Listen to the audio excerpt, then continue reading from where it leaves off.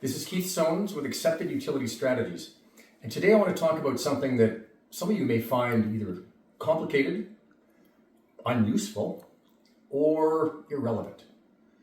I'd like to bust through all of that and show you why supercapacitors and batteries are actually really important to your life. Let's get into it. First of all, what is a supercapacitor? Capacitors have been around forever, for decades. They're on the power system, they're in small power electronics. They essentially store a charge that you can dump into that power system, be it small or large, very quickly. That's their whole reason for existence. You can see this graph here for supercapacitors.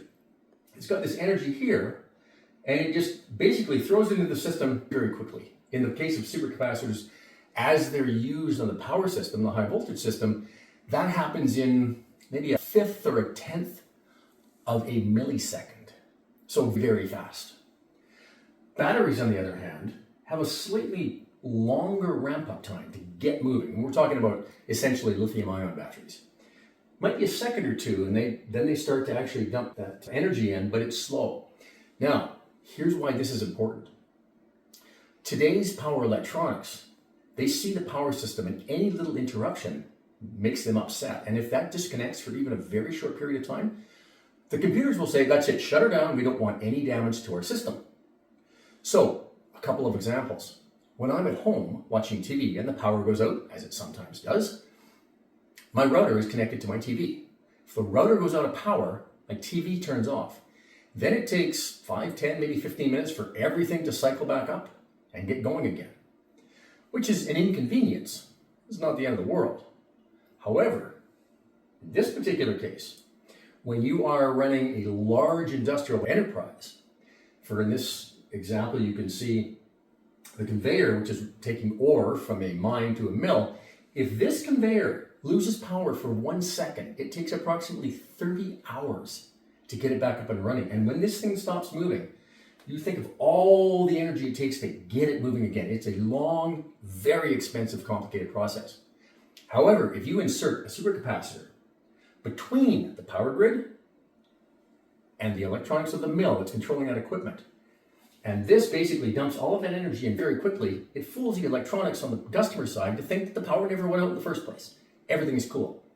If it's a very short interruption, the supercapacitors, or ultracapacitors as they're sometimes known, will do it. If it's a longer outage, you can use this to bridge to getting batteries, and therefore you can generate or use that energy in the batteries to carry you on until the power grid does come back in action.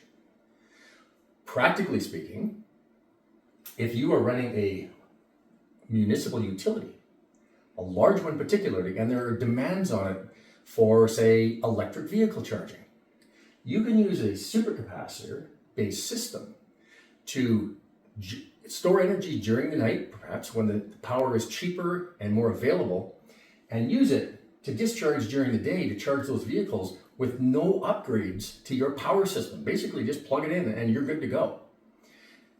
The other advantage, you can cycle these things almost endlessly. Charge, discharge, over 1 million times for the supercapacitors, whereas batteries, 8,000 times translates into 8, 10 years. They're pretty much done.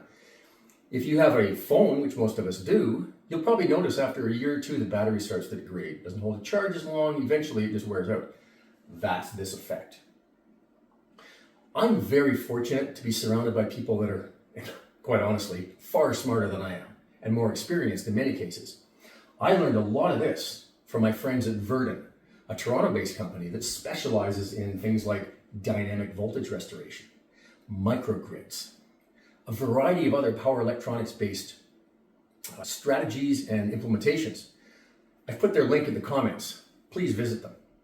And if you'd like to learn more about this, capacitors, battery storage facilities, or anything else high voltage related, please get in touch. Once again, I'm Keith Soanes. I'm with Accepted Utility Strategies. Have a great day.